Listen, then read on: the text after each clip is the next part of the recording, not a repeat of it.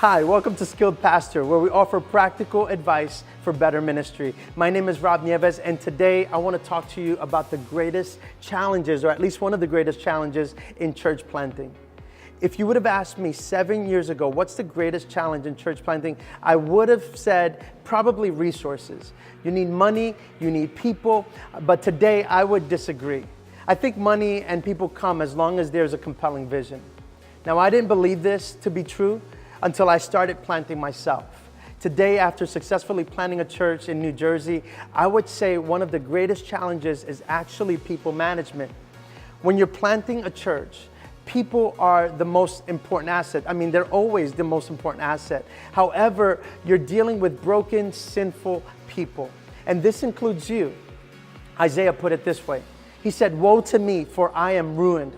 I am a man of unclean lips, and I live among a people of unclean lips." People have problems. And what's worse is that you need the same people to help other people who have problems.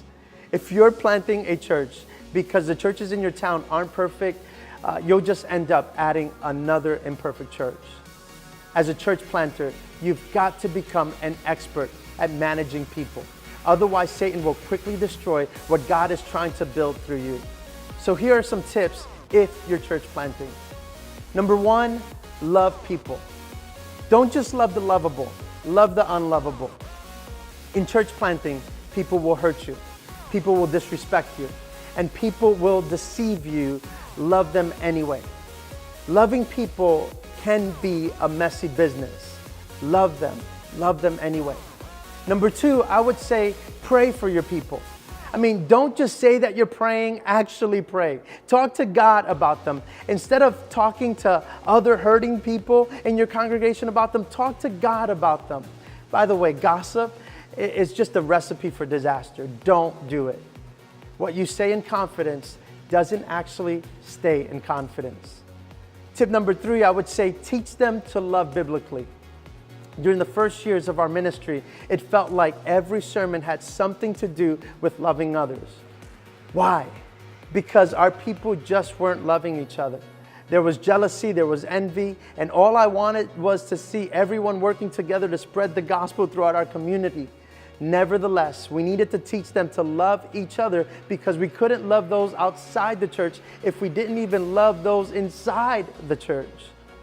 Tip number four is learn conflict management skills. You will have conflict in your church. Your temptation will be to remove it. But doing so will also remove a lot of people from your already small church. So learn to manage the conflict and learn that it will exist. The art is management rather than elimination. This doesn't mean that you don't deal with issues. On the contrary, it means that you will deal with the issues in ways that are healthy and profitable for your church.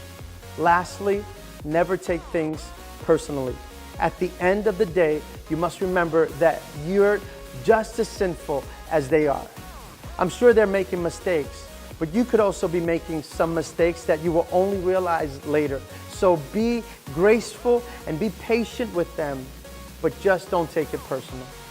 Now, I hope that these few tips help you to plant a thriving church in your community.